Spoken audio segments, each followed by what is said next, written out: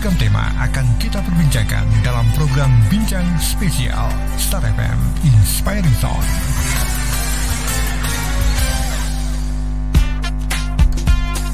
Dari MSNGJ 41 Yogyakarta 101,3 Star FM Inspiring Sound. Selamat siang Star Lovers, apa kabar? Saya di program Bincang Spesial. Kita ngobrol tentang tema yang menarik dan ini hangat untuk kita perbincangkan terkait dengan antisipasi pungli di masa libur Idul Fitri tahun 2023. Kita tahu sebentar lagi ada banyak tamu yang akan datang ke kota Jogja dan artinya ada banyak hal juga yang menarik untuk kita cermati, termasuk juga potensi mungkin terjadinya pungli di masa libur Lebaran tahun 2023. Saya bersama dengan teman-teman para tamu yang luar biasa dari Satgas Saber Pungli UPP Daerah Istimewa Yogyakarta yang siang kali ini akan kita ngobrol dan saya undang Anda untuk bergabung di siang kali ini. Silakan kirimkan pertanyaan Anda di WA 081-8621-013 ataupun silakan Anda tulis di kolom komentar Instagram Star Jogja FM. Saya bersama dengan tamu yang luar biasa, ada Dr. Supriyanto SHMH, Aswas Kejati DIY. Selamat siang Pak Supriyanto. Selamat siang Mas, sehat selalu. Sehat ya. Menjalankan ibadah puasa. Terima kasih Pak Supri, mungkin lebih mendekat ke mikrofon Pak. Oke. Biar suaranya lebih luar biasa ya. Oke ya. Kemudian yang di tengah ada AKBP Abdul Wahid SPD MM Irbit 1 Itwasda Polda di Pak Wahid. Selamat siang. Selamat siang Mas Denny. Kabar baik ya? Iya, insya Allah sehat selalu. Sehat ya. Kemudian di sampingnya ini dari Binda DIY ada Pak Yono. Selamat siang juga. Selamat siang Mas Denny. Kita semoga selalu sehat selalu. Baik, terima kasih sudah menyempatkan waktu untuk datang untuk berbagi informasi tentang apa itu pungli, kemudian bagaimana kemudian antisipasi untuk mencegah terjadinya pungli di masa libur Idul Fitri tahun 2023. Saya ke Pak Supri, mungkin Pak sedikit pengantar Pak. Kita akan kembali mengingatkan ke Star Lovers, pendengar kita dan juga yang sedang menyaksikan live streaming kita terkait dengan keberadaan Satgas Saber Pungli di daerah Istimewa Yogyakarta. Sebenarnya apa yang kemudian mendorong adanya Satgas Saber Pungli ini, kemudian apa saja yang dilakukan dan siapa saja yang digandeng, karena ada Kejati, ada Polda, ada Binda, siapa saja yang tergabung di dalam Satgas ini Pak Supri? Oke, terima kasih. Indonesia adalah negara yang memang sedang gencar-gencarnya membangun. Dalam rangka membangun ini, utamanya Yogyakarta, maka hal-hal yang kira-kira menghambat pembangunan kita harus atasi bersama-sama. Salah satunya adalah pungutan liar.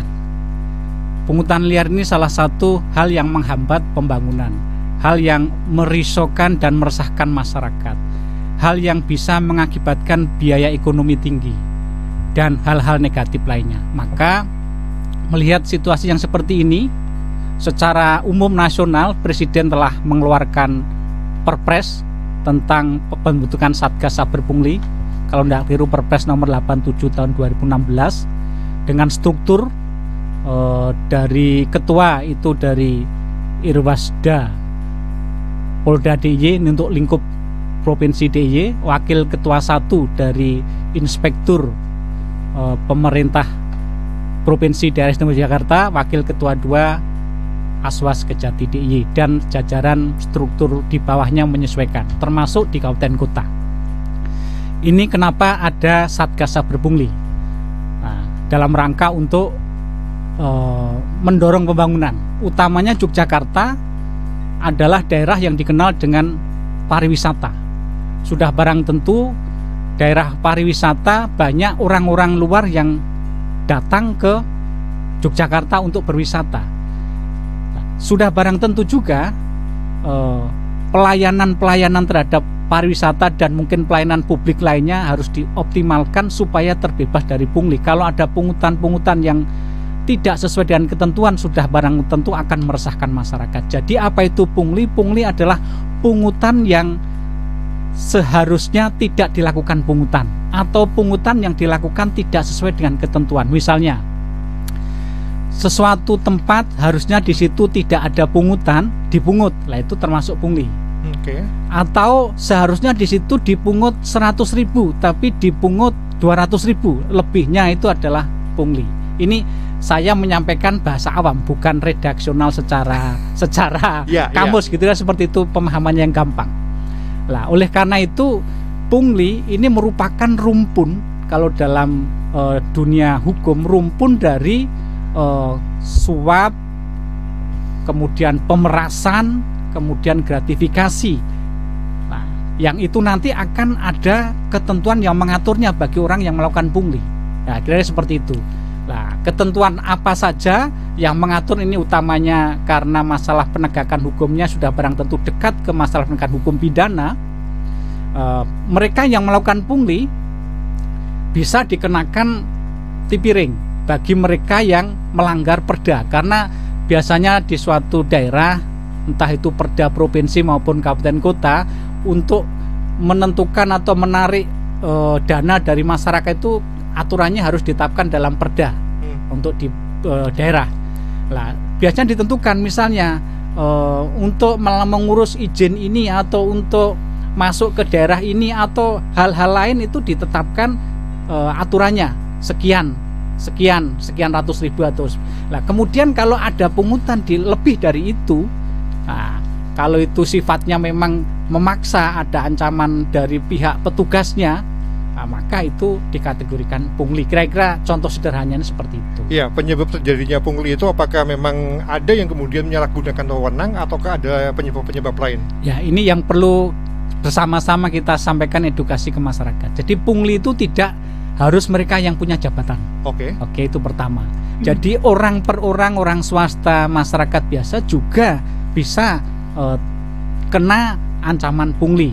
Tapi lebih banyak memang mereka yang mempunyai jabatan, utamanya ASN atau penyelenggara negara yang punya kewenangan untuk melakukan sesuatu, menerbitkan sesuatu dan sebagainya. Nah, jadi memang pungli itu lebih ke ancaman kepada orang untuk memberikan atau menyerahkan sesuatu kepada dia selaku petugas, atau mereka menyalahgunakan kewenangan. Nah, itu bisa dikenakan pidana dalam undang-undang korupsi kalau penyelenggara yang melakukan pungli itu adalah penyelenggara negara. Saya bacakan di pasal 12 huruf E Undang-Undang nomor 31 tahun 99 junto Undang-Undang nomor 20 tahun 2001. Pegawai negeri atau penyelenggara negara yang dengan maksud menguntungkan diri sendiri atau orang lain dengan melawan hukum atau dengan menyalahgunakan kewenangannya, menyalahgunakan kewenangannya, memaksa seseorang memberikan sesuatu, membayar atau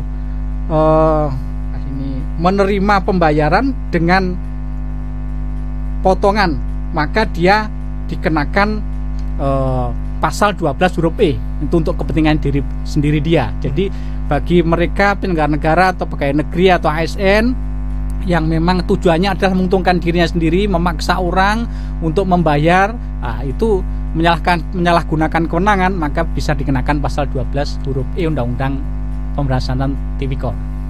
Nah, bagi yang orang per orang swasta ini nanti bisa dikenakan pasal 368 ayat 1 KUH pidana. Karena kalau dalam pasal 12 huruf E, subjeknya, pelakunya harus pegawai negeri atau penyelenggara negara. Tapi kalau orang swasta bukan pegawai negeri, bisa kena pasal 368 ayat 1 KUH pidana.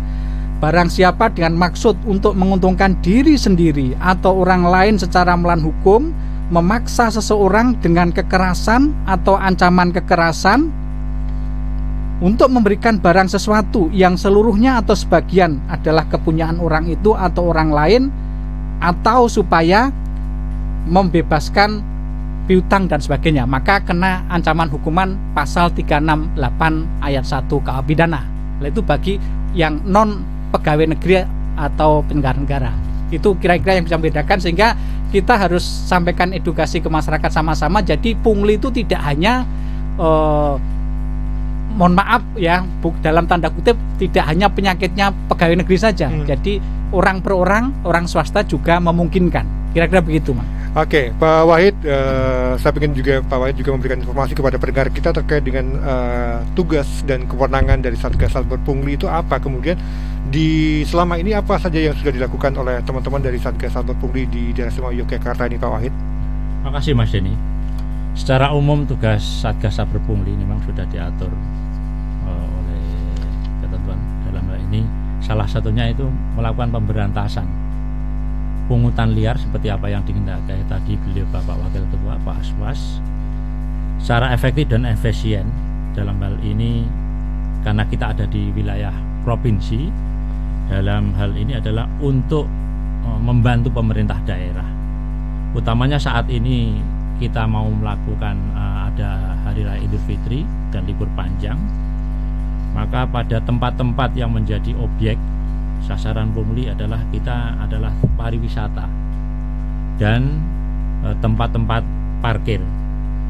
Sasarannya adalah untuk menopang pembangunan ekonomi nasional, khususnya dalam hal ini adalah pemerintah daerah istimewa Yogyakarta.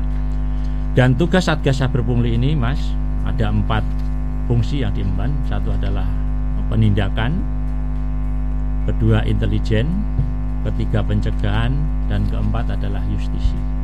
Jadi intelijen oleh intelijen Polda, memang pencegahan memang banyak yang diemban oleh kepolisian, pencegahan oleh Direktur Pembinaan Masyarakat Polda, penindakan oleh Direksi Kimum, dan justisi ini antara kepolisian dan nanti muaranya kepada beliau Bapak Aswas jaksa selaku nanti penuntut.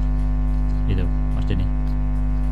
Di tahun 2022 ataupun sebelumnya apa saja yang sudah dikerjakan oleh teman-teman Satgas ini Pak, dan bagaimana kemudian rekap apa yang sudah dikerjakan ini Pak?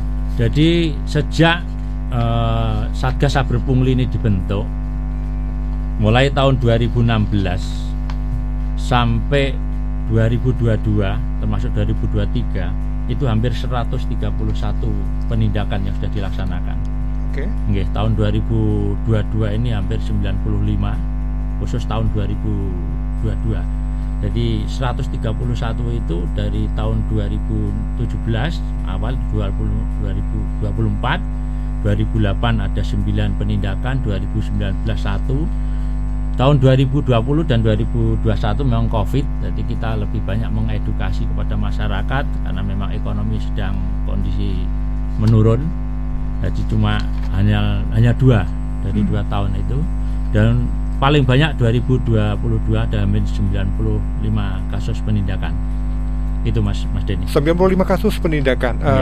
Rinciannya seperti apa Pak? Itu ada di Kota Madya Jogja ada 3, Sleman ada 34, Kabupaten Bantul 1 penindakan, Kulon Progo 54, dan Gunung Kidul ada 3 kasus.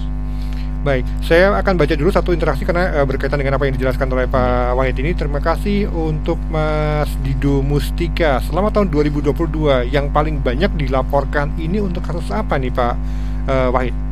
Jogja sebagai daerah wisata, Mas Denny, memang banyak yang dilaporkan ke kepolisian. Itu adalah kasus masalah parkir liar. Oke, parkir liar jadi seperti apa yang diinginkan tadi beliau oleh Pak Aswas. Banyak parkir yang sudah tidak sesuai ketentuan. Tidak, utamanya adalah perda atau mungkin perdes yang paling terdekat. Jadi yang seharusnya itu parkir misal 2.000 dia minta 5.000, atau mobil yang seharusnya 5.000 dia minta 20.000. Lah inilah pertama kita lakukan pembinaan, pencegahan lebih dulu, edukasi. Jadi istilahnya kalau di Jogja ini penindakan itu adalah paling akhir. Oke. Ya, sebelum dilakukan pencegahan lebih dulu. Ya. Baik, ada juga Binda, Pak Yono. Apa kemudian peran yang diambil oleh teman-teman Binda dalam keterlibatannya dalam tugasnya di Satgas Saber Pungli ini, Pak? Iya, terima kasih Mas Rini. Satgas Saber Pungli atau Satuan Tugas Sapu Bersih Pungutan Liar ini kan sudah dibentuk dari tahun 2016. Di antaranya ada 4 fungsi ya, tadi sudah disebutkan Pak Wahid. Salah satunya adalah intelijen ya. Peran dari intelijen ini di samping Binda perlu juga kita informasikan bahwa pemegang peran di Satgas Saber Pungli intelijen ini diemban juga teman-teman kepolisian yang tersebar di seluruh sampai tingkat polsek tentunya. Nah ini lebih kepada kita pencegahan dan pemetaan gitulah. Jadi tugas daripada intelijen di sini adalah untuk melaksanakan kegiatan pemetaan, modus operandinya yang biasa dilakukan itu seperti apa. Nah ini diberikan informasi kepada tim ke penindakan atau sosialisasi sehingga dalam pencerahan ini bisa diberikan dengan baik gitu. Melakukan kegiatan penyusupan ataupun eliciting terhadap pelaku-pelaku yang mungkin tukang parkir, kita coba menyamar sebagai konsumen biasa, menggali informasi. Nah, ini lebih ke sana, kita mencari sebenarnya apa sih mereka melakukan demikian gitu kan. Karena kalau pada musim liburan ini selalu dimanfaatkan, ini pada musim liburan ini baru lebaran minta tambah. Nah, ini sebenarnya bahasa-bahasa ini seharusnya tidak harus terjadi gitu di Jogja gitu ya. Kemudian juga membuat mengamankan internal kalau terjadi desakan terhadap masyarakat terhadap penindakan kita. Ini juga fungsi intelijen tentunya akan mencari sisik melik supaya apa yang ditegakkan oleh teman-teman kepolisian ini benar-benar sesuai yang seharusnya gitu.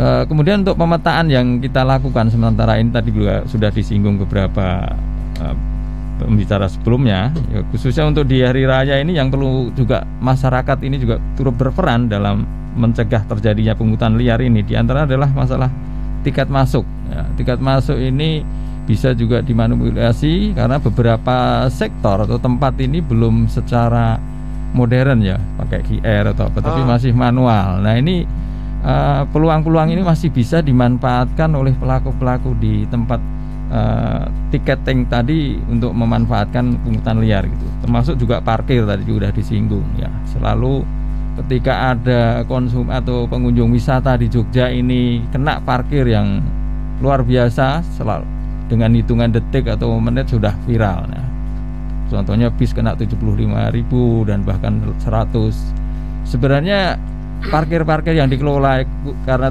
Pemda tidak mampu menyiapkan parkir ini, sebenarnya masyarakat juga menyiapkan parkir yang istilahnya kayak eksklusif itu Mas ya.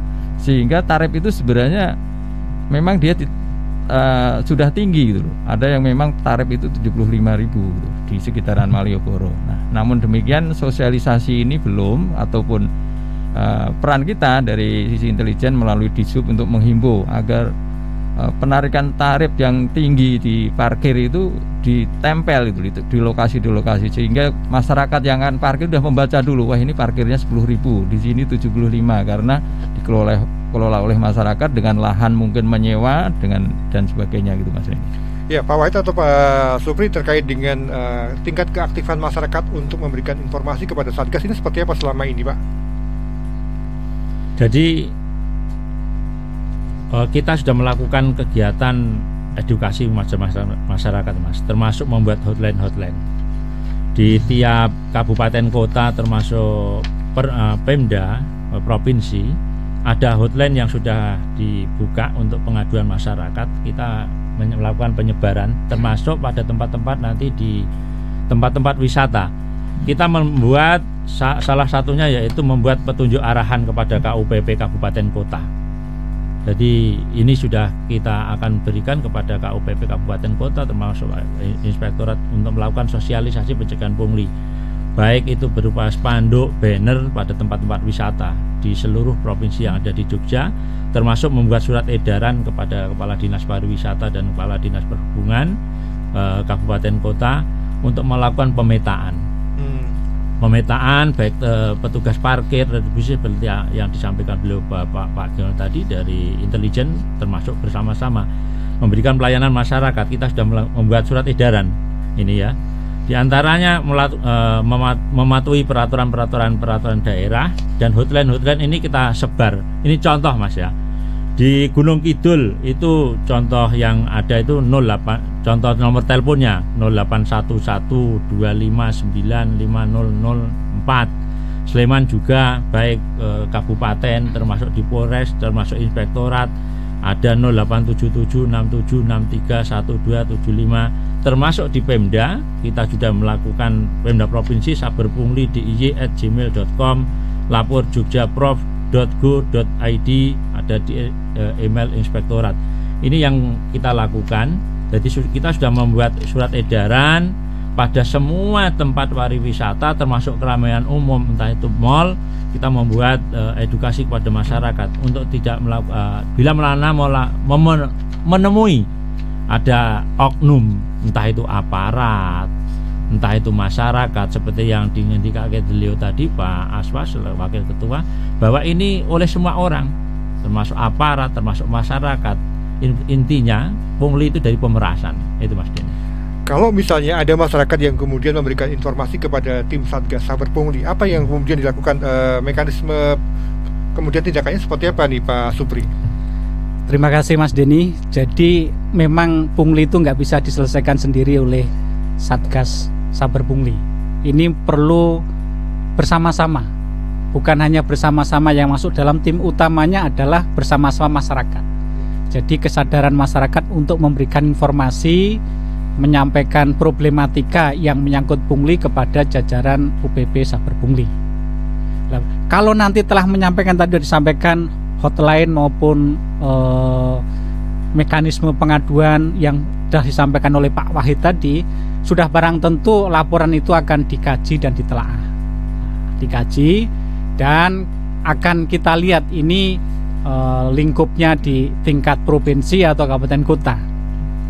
Kalau ini lingkup provinsi, ya sudah barang tentu nanti akan dibahas dalam tim rapat UPP tingkat provinsi tentang tindak lanjutnya, karena hukum itu ada di bukti. Kadang mohon maaf orang melaporkan tapi buktinya tidak ada, artinya tidak dilengkapi bukti-bukti pendukung bahwa terjadinya pungli. Atau mungkin sebenarnya kejadian itu benar ada tapi sulit dibuktikan karena nggak ada orang yang mengetahui. Karena maka saya sampaikan hukum itu ada di bukti. Kalaupun ternyata nanti berdasarkan hasil rapat di UPP, oh ini cukup beralasan untuk dinaikkan ke proses hukum, ya nanti akan ditindaklanjuti teman-teman penyidik.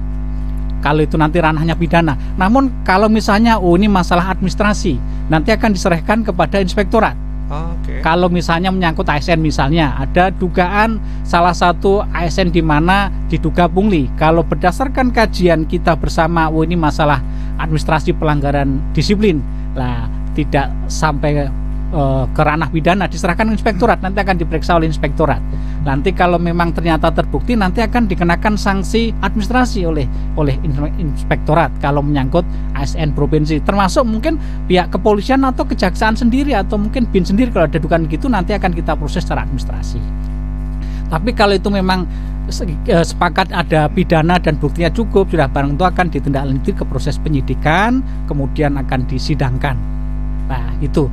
Namun kalau ternyata tidak, berdasarkan hasil rapat diskusi telahan ternyata memang tidak cukup bukti atau memang tidak sampai ke ranah pidana dan sebagainya, ya sudah barang tentu akan tidak dipaksakan untuk diproses. Kira seperti itu Mas Denny. Ya Pak Wahid melengkapi apa yang disampaikan oleh Pak Supri tadi terkait dengan ketika mau melapor, bukti-bukti seperti apa sih sebenarnya yang bisa disampaikan, dan bagaimana dengan identitas si pelapor, apakah akan dijamin kerahasiaannya nih Pak Wahid?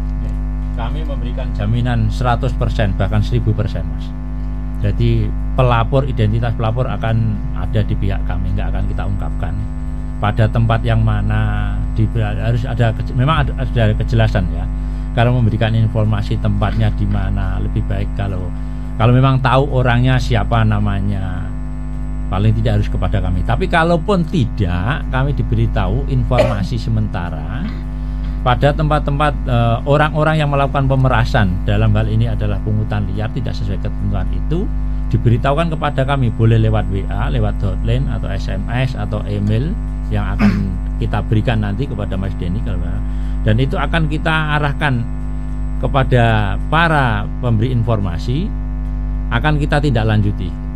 Masalah kebenaran itu kita akan melakukan penerjunan tim seperti yang disampaikan beliau tadi, Pak Wakil Ketua. Ranah ini akan kita nilai kadarnya. Kalau memang itu bisa melakukan pembinaan, kita lakukan pembinaan. Kalau memang terpaksa harus kita lakukan penindakan hukum, ya kita lakukan penindakan hukum. 1000% Mas, kita lakukan perlindungan kepada pelapor. Jadi jangan ditunda-tunda. Kalau Anda menemukan apa yang disebut dengan pungli tadi, silakan segera lapor ke hotline yang disebutkan tadi Pak Wahid, atau nanti kita akan ulang kembali hotline-nya yang bisa Anda pakai untuk memberikan informasi kepada teman-teman Satgas Saber Pungli daerah Semua Yogyakarta. Ya, Salovers, kami akan segera kembali Di sesi kedua nanti kita akan lebih banyak fokus pada potensi pungli di musim libur Lebaran, di mana saja bisa terjadi dan sektor-sektor apa saja, dan mungkin yang bisa kita lakukan seperti apa. Kita akan bahas nanti di talkshow spesial bersama dengan Satgas Saber Pungli Daerah Istimewa Yogyakarta, antisipasi pungli di masa libur Lebaran tahun 2023. Kami akan segera kembali. Masih di program Bincang Spesial bersama dengan saya Denny Arta, bersama dengan 3 orang narasumber yang luar biasa dari Kejati, kemudian dari Polda, dan juga dari Binda dan Istimewa Yogyakarta. Kita masih ngobrol tentang antisipasi pungli di masa libur Idul Fitri atau libur Lebaran tahun 2023. Sebentar lagi jutaan orang akan datang ke kota Yogyakarta, ke wilayah DIY. Artinya wisata menjadi primadona. Orang kan kemana-mana buat jalan-jalan. Nah, ini yang kemudian kita pengen tahu juga tentang potensi pungli di Idul Fitri, utamanya di sektor pariwisata. Saya ke Pak Yono dari Binda DIY. Pak, potensi pungli, saya pengen lebih dapat informasi lebih banyak terkait dengan potensi pungli yang mungkin muncul di sektor pariwisata selama libur Lebaran nanti, Pak. Ya, potensi pungli yang menjelang atau saat libur Hari Raya Idul Fitri nanti tentunya di sektor pariwisata ya. Tadi sudah saya singgung tiket masuk, kemudian parkirnya, dan tidak lupa juga nanti masalah kuliner atau tempat makan maupun wisata kaget ya. Wisata kaget ini maksudnya tempat lokasi yang tiba-tiba dijadikan wisata dengan pertunjukan-pertunjukan barongsai atau sejenisnya, sehingga mereka mengadakan parkir tanpa ada ketentuan dan sebagainya, sehingga dia semuanya serba dadakan dan semaunya mereka untuk mengadakan pungutan-pungutan gitu. Kemudian juga di restitusi ya, tentunya di tempat masuk menjelang ke Kaliurang maupun Parangtritis dan di titik-titik spot di wilayah Gunung Kidul itu juga banyak tentunya yang bisa menjadi tempat jadinya pungutan liar ya. Tidak lupa juga masalah yang penunjuk rute ataupun jalur alternatif ya. Jalur alternatif ini juga perlu menjadi atensi untuk pemahaman bersama agar para wisatawan ataupun masyarakat yang masuk wilayah kota ini tidak terlibat ataupun tidak terjebak dengan jalur alternatif dengan imbalan sejumlah uang. Nah, ini juga menjadi potensi terjadinya pungutan liar. Kemudian di kawasan Malioboro juga perlu menjadi atensi beberapa titik parkir ini di sepanjang dari mulai Senopati masuk Ahmad Dahlan ini yang sering viral juga ketika pungutan-pungutan yang dilakukan oleh beberapa oknum masyarakat ya, tentunya mungkin kelompok yang sedikit ada premannya gitu, sehingga memungut dengan tinggi itu di sepanjang jalan antara Senopati sampai Ahmad Dahlan. Kemudian juga di belakang sekitaran Malioboro yang di belakang Matahari ataupun di Jalan Mataram ini juga cukup tinggi, termasuk juga di sekitaran Lempuyangan. Nah, ini tukang parkirnya juga termasuk liar ya, ya tentunya yang di luar ya, di badan jalan ini. Nah, ini juga menjadi rawan. Kemudian di tempat-tempat wisata tadi yang juga di Gua Pindul ini juga banyak pokdar wisata yang tentunya masyarakat ini memanfaatkan situasi Lebaran ini dengan memungut yang tidak sewajarnya. Nah, ini juga perlu menjadi kewaspadaan dan masyarakat yang tahu mohon juga diingatkan, paling tidak didokumentasi ya. Sekarang kan sudah mudah kan didokumentasi, kemudian disampaikan secara terbuka, diviralkan ataupun sampaikan kepada pengaduan-pengaduan yang tadi sudah disebutkan Pak Wahid. Nanti akan kita tindak lanjuti ya. Jadi ketika ada pengaduan kami tambahkan bahwa fungsi intelijen ini akan memperjelas sebenarnya cukup bukti nggak gitu loh. Kita telusuri, kita dalami gitu di spot-spot yang diduga ataupun dilaporkan berkaitan dengan adanya pungutan liar gitu Mas.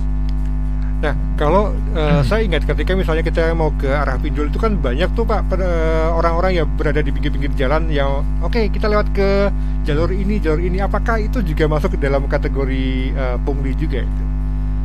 Ya, bisa dikategorikan demikian seperti tadi disampaikan Pak Aspos bahwa pemerasan kan itu juga nantinya kan pemerasan seperti saya sampaikan ketika dia menunjukkan jalur yang menurut karena macet dia bimbing ke arah wisata yang lebih efektif menurut calon tadi yang akan melakukan pungutan liar. Tentunya dia akan meminta sejumlah imbalan gitu Mas. Nah ini potensi pungutan liarnya tentunya karena mengandung unsur pemerasan tadi, pemaksaan tadi Mas ini. Jadi itu termasuk juga salah satu pungli. Oke, Pak Wahid menambahkan apa yang disampaikan Pak Yono terkait dengan ya praktek-praktek pungli yang bisa muncul ketika musim libur panjang, libur yang dimana banyak orang datang itu apa aja lagi Pak? Ya, ini Mas Denny, karena ini banyak orang yang mudik ke Jogja, mudik dalam pengertian orang yang pulang memang ke Jogja, satu, yang kedua mudik untuk wisata, termasuk ini banyak dilakukan orang-orang yang memang punya kepentingan melakukan pemerasan tadi. Contoh, ya, termasuk yang menjadi rawan itu daerah rawan itu kalau di Jogja ini misal stasiun Lempuyangan, stasiun Tugu, termasuk di Parangtritis. Ya. Kita ini kerja bersama dan beberapa kita melakukan penindakan ini. Contoh Mas Denny, kita melakukan penindakan di parkir alun-alun utara. Nah, ini kan tempat-tempat yang akan menimbulkan kerawanan kalau tidak dilakukan penindakan, karena image Jogja sebagai kota pariwisata, kota kuliner, kota pendidikan, gara-gara oknum orang-orang tertentu atau bisa jadi aparat atau masyarakat yang melakukan pemerasan, dalam hal ini tanda kutip pada pungli, itu tidak dibenarkan, karena ujung-ujungnya ini akan menurunkan utamanya daerah istimewa Yogyakarta sebagai kota wisata. Dan liburan panjang ini kita bekerja sama baik dari kepolisian, Binda, dari kejaksaan, dari inspektorat baik provinsi, kabupaten, kota, berupaya maksimal membuat edukasi kepada masyarakat untuk tidak melakukan pungutan liar. Kita akan pada daerah-daerah tertentu baik di Jalan Abu Bakar, Berskalan, termasuk parkir Jalan Taman Sari, kota Yogyakarta, termasuk Square, Lempuyangan, termasuk ini semua stasiun Tugu, Taman Pintar, dan daerah-daerah termasuk kebun binatang. Ini kalau untuk Kota Madya.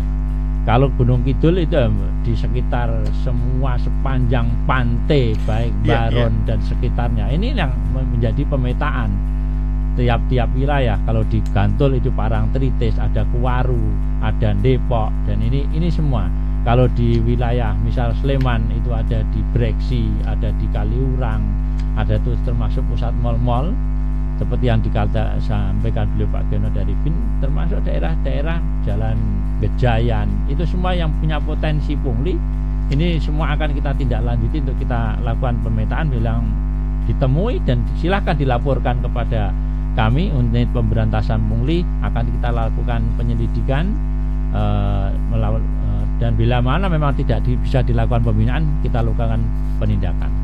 Mas Denny. Baik, saya ke interaksi di WhatsApp dulu. Kalau penjual makanan dadakan kemudian mematok harga berkali-kali lipat dari harga normal, itu apakah juga bisa masuk ke radar saber pungli? Ya, ini langsung ditunjuk Pak Supri.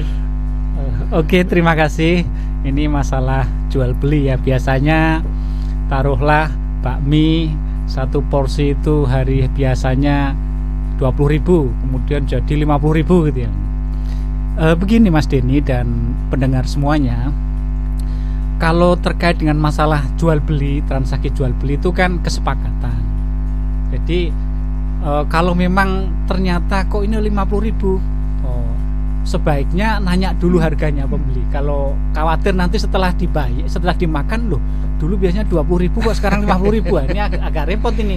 Tapi baiknya kami sarankan berapa, soalnya ya mengantisipasi itu. Kalau ternyata kok mahal sekali, nggak usah jadi beli. Nah, ini karena bukan menyangkut, ini kan jual beli. Saya pikir bukan murni untuk memaksa membeli, kecuali dia memaksa membeli harus dibeli, ini harganya segini lah, itu memaksa. Karena pungli itu harus ada paksaan. Nah, makanya ada baiknya nih saran, kalau tanya dulu harganya biar nanti nggak repot. Itu yang pertama. Yang kedua, ya kita himbau kepada masyarakat semuanya, utamanya para pedagang kuliner.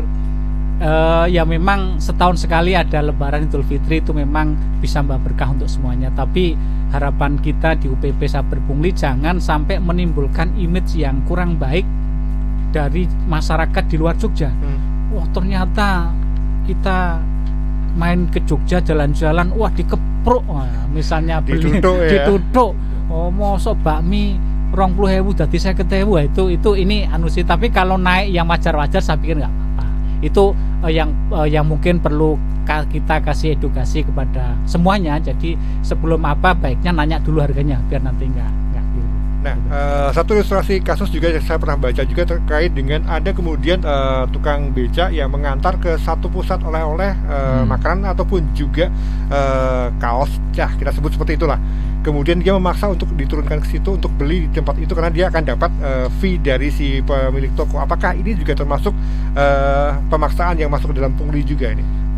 Sepanjang ada unsur memaksa, sepanjang ada unsur memaksa dan pungutan, kan itu otomatis dia penumpang harusnya tidak ke situ, ada pilihan yang lain. Betul. Tapi dipaksa di situ, kemudian dia dapat kickback dari tokonya, lah itu kan mendapat sesuatu. Ya saya pikir itu perlu diantisipasi, dan kalau memang kita lihat tingkat penyimpangannya parah, ya itu bisa kita proses. Tapi kalau masih bisa kita bina, kita cegah, kasih pemahaman. Karena unsur memaksa, mana mungkin kalau kita nggak kepingin ke situ dipaksa harus beli di situ. Nah itu menurut kami ini bisa terindikasi ke arah sana, pungli. Oke. Karena unsur memaksanya ada. Kita mendorong untuk masyarakat untuk berani speak up, untuk melaporkan kepada teman-teman Satgas ataupun juga ke tadi hotline yang sudah disediakan. Kita juga ingin mengingatkan kembali apa yang sudah dilakukan oleh teman-teman Satgas Saber Pungli DIY di tahun 2022. Ada banyak hal yang kemudian ini menarik dicermati. Ini loh, kami sudah melakukan hal ini dan ini hasilnya. Pak Wahid yang punya datanya, silakan Pak. Tahun 2022 ini, Mas Denny, kita tim Satgas Saber Pungli ya, dari kejaksaan, dari inspektorat, dari kepolisian, dari Pindad, itu sudah melakukan edukasi kepada masyarakat. Di antaranya itu melakukan monitoring evaluasi untuk ini ya, ini kebetulan mau hari raya di tempat parkir Abu Bakar Ali. Itu pusatnya parkir di Malioboro. Iya. Nah, ini terus kita melakukan monitoring retribusi, salah satunya termasuk sampah di Piungan, termasuk penerimaan siswa, termasuk ini kita sentuh, termasuk terus pengelolaan kawasan wisata Mangunan di Mogiri. Ini yang dulu Presiden Obama Amerika pernah datang. Pengelolaan parkir di kawasan Malioboro kedua kali kita, bahkan 2 kali kami cek istilahnya ruang-ruang yang punya potensi untuk adanya pungli. Terus pengelolaan wisata parkir di kawasan semua di sepanjang jalur Parangtritis sampai kawasan Depok. Nah ini yang libur panjang ini akan menjadi tujuan wisata orang-orang di luar. Semua mulai Parangtritis sampai Depok bahkan Kuaru. Ini kita lakukan monitoring, sudah kita berikan arahan kepada unit-unit yang memang bertugas di sana. Termasuk di stasiun Lempuyangan dan stasiun Tugu. Ini kawasan-kawasan yang menjadi tujuan masyarakat, tempat-tempat orang melakukan wisata di Jogja. Termasuk ini nambahkan tadi yang disampaikan Pak Aswas ini tadi, Mas Denny. Jadi nanti harapan kami, karena Jogja ini memang menjadi salah satu tujuan wisata, kami nambah aja. Di semua daerah Malioboro dan sekitarnya itu ada paguyuban pedagang. Dan wajib di situ setiap tempat pedagang wajib memberikan menu daftar harga. Oke. Nah, jadi kalau nanti ada orang-orang yang ada ke Jogja, ada kalimat nutuk seperti yang disampaikan beliau Pak Aswas, sampaikan silakan di hotline atau biar nanti dilakukan pembinaan pada tempatnya mana. Jangan nanti sasaran pada tempat yang bukan Malioboro dikatakan Malioboro. Lah ini yang nyusahkan. Jadi harus ada kejelasan. Harus jelas ya. Iya. Dan sudah ada tempatnya, kawasan ini harga misal bebek goreng berapa, ayam goreng berapa, terus burung dara itu berapa, itu sudah ada. Kalau nanti tahu-tahu pedagangnya tidak mencantumkan harga, sampaikan, Pak harganya berapa, harus seperti itu. Kalau tanpa seperti itu nanti ya, mencitra Jogja sebagai kawasan wisata, akan turun gara-gara orang-orang yang nutuk. Kalimat apa yang disampaikan Pak Aswas, nutuk itu ya bagian nyusahkan orang Jogja itu nanti. Ya Pak Aswas, apakah kemudian Satgas itu dimungkinkan untuk melakukan OTT Pak? Gitu Mas Denny, jadi memang kalau kita melakukan preemptif, jadi memberikan edukasi kepada ya stakeholder terkait, kemudian kita melakukan preventif pencegahan, sosialisasi dan sebagainya, kasih tahu ini boleh, ini tidak, ini dan sebagainya. Lah, ternyata kok masih ada yang melakukan dan itu meresahkan masyarakat. Ya sudah barang tentu kalau buktinya cukup dilakukan OTT. Jadi hampir sebagian besar kasus-kasus pungli itu memang hasil OTT, walaupun tidak semuanya, sebagian besar hasil OTT, karena pada saat kejadian transaksi kemudian ada yang mengadu atau tidak harus ada yang mengadu, kalau kita tahu ya bisa kita lakukan. Jadi sangat mungkin dilakukan OTT, tapi tidak semuanya harus OTT. Nah, tapi prinsip kembali bahwa tujuan kita sebenarnya jangan sampai ada penindakan. Kita bina semaksimal mungkin, karena bagaimanapun juga pencegahan itu jauh lebih baik daripada penindakan. Mencegah hidup sehat supaya nggak sakit jauh lebih baik daripada kita ke rumah sakit untuk berobat. Sama dengan penegakan hukum pungli ini, kita kasih pemahaman, edukasi masyarakat termasuk kita semuanya untuk tidak melakukan hal tersebut. Nah, kalau memang terpaksa itu sudah dilakukan dan terjadi, ya kita lakukan penindakan. Jadi mungkin untuk dilakukan OTT. Gitu Mas Denny. Iya, satu ini ada interaksi juga yang menarik juga ini, sedikit cerita juga terkait dengan kalau pas kemudian di satu tempat saya naik motor tidak ada tukang parkir, tiba-tiba ketika mau pergi datanglah tukang parkir yang menarik parkir. Apakah ini juga masuk dalam kategori pungli ini Pak Supri? Oke, jadi terima kasih. Jadi kita harus tahu dulu di lokasi itu memang ada lokasi tempat parkir atau tidak. Artinya itu lokasi parkir atau tidak. Kalau memang itu tidak, artinya di situ bukan zona parkir dan tidak ada petugas parkir. Lah kalau ada orang datang, kalau kita mau ngasih sedekah sih nggak apa-apa, baik-baik aja, nggak masalah. Kalau dia kemudian meminta memaksa, lah itu pungli. Oke. Oh, itu pungli. Tegas ya. Tegas ya. Itu bukan lokasi parkir, kemudian dia datang, kemudian meminta memaksa, terus yang parkir itu enggak, ya dengan berbagai pertimbangan enggak bisa memberi, memaksa, apalagi mengancam, ya pungli itu. Oke. Kecuali itu memang zona parkir, tempat parkir dan ada petugas parkirnya. Gitu kira-kira. Iya, waktu terus berjalan, kita harus segera menutup obrolan kita di siang kali ini. Kita akan mengingatkan kepada seluruh masyarakat, seluruh pendengar kita, seluruh yang menyaksikan kita di live streaming startwija.com. Apa yang kemudian Pak Supri, Pak Wahid, Pak Yono pengen himbau kepada seluruh masyarakat di Kota Yogyakarta. Ini lebaran yang akan menjadi lebaran yang dengan banyak tamu yang luar biasa. Ada banyak potensi ekonomi juga yang bisa dimanfaatkan. Tetapi jangan sampai kemudian melakukan tindakan-tindakan yang melakukan bisa mencemarkan nama baik Jogja. Pak Supri, Pak Wahid, nanti Pak Yono menutup di terakhir. Silakan. Oke, terima kasih Mas Denny dan pendengar semuanya. Bahwa menjelang libur Idul Fitri tadi sudah disampaikan, sudah barang tentu banyak orang masuk ke Jogja, baik mudik karena memang mereka asli Jogja atau orang luar yang memang ingin berwisata ke Jogja. Banyak potensi terjadi pungli. Ya, tadi sudah disampaikan di kawasan wisata, kemudian juga di kawasan kuliner, kemudian juga di perparkiran, dan saya tambahkan juga di jalur-jalur macet. Jalur-jalur macet itu kadang ya ada orang kemudian seolah-olah dia melancarkan apa, kemudian dia meminta sesuatu. Lah, ini harus diwaspadai. Maka dalam kesempatan ini kita semuanya masyarakat Yogyakarta, mari kita jaga Yogyakarta yang sejuk, damai, sejahtera, dan kota yang terkenal kota budaya, kota wisata, udah barang tentu mempunyai nilai positif di masyarakat. Kita jaga bersama-sama, jangan ada gara-gara peristiwa pungli kemudian akan membawa nama jelek Yogyakarta. Yang kedua, kita bersama-sama mencegah pungli. Jadi saya sampaikan kepada masyarakat, kalau ada informasi pungli tolong laporkan kepada UPP Pungli Provinsi DIY atau Kabupaten Kota dengan hotline yang sudah ada. Kemudian juga kita bersama-sama mencegah melakukan. Artinya di samping kita melaporkan, kita harus mencegah. Kita jangan sebagai orang yang memberi kesempatan pungli, kadang kan ya kita menjadi bagian untuk memberikan kesempatan, apalagi kita menjadi pelaku pungli. Itu yang mungkin saya sampaikan. Mudah-mudahan ini bisa membawa dampak positif menjelang dan menghadapi libur Idul Fitri. Ngaten Mas Denny. Pak Wahid, monggo. Terima kasih Mas Denny. Ya, menghadapi Idul Fitri dan liburan yang cukup panjang, apa yang disampaikan beliau Bapak Wakil Ketua, Jogja sebagai kota pendidikan, kota pariwisata, dan kota budaya, dan paling salah satunya adalah kota yang ramah. Ya.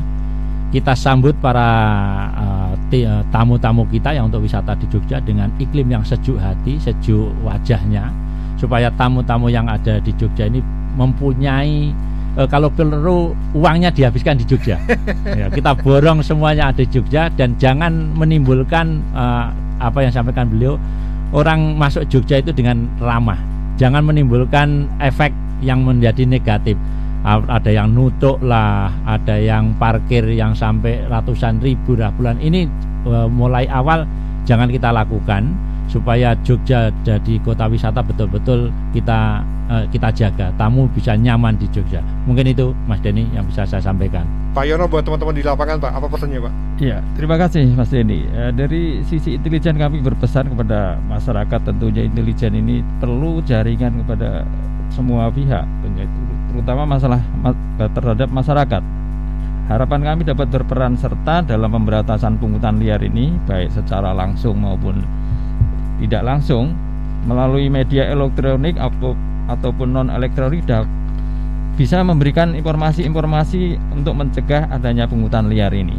Ya, kita harapkan dengan tamu-tamu kita yang jutaan tadi bisa berada di Jogja dengan aman, nyaman, dan berkesan. Ini yang paling penting, berkesan ini Mas. Ini jangan sampai sebaliknya, gara-gara nutuk, gara-gara tadi yang disebutkan, sehingga kesannya jelek, kemudian dia memplot viral, akhirnya menjatuhkan Jogja yang tadi kota wisata, kota pendidikan. Karena kalau itu sampai viral kemudian tanpa ada kunjungan ke sini, tentunya akan mengganggu stabilitas ekonomi bagi masyarakat kita semua. Ini Mas Ridi. Iya, Jogja istimewa tanpa adanya pungli. Pak Supri, Pak Wahid, Pak Yono, terima kasih sudah berkenan rawuh untuk memberikan informasi dan edukasi buat kita semuanya. Sekali lagi, Jogja istimewa tanpa pungli. Terima kasih, selamat siang semuanya. Selamat siang. Demikian Salovers, perbincangan kita di siang kali ini, antisipasi pungli di masa libur Idul Fitri tahun 2023. Program ini persembahan dari Satgas Saber Pungli UPP Daerah Istimewa Yogyakarta.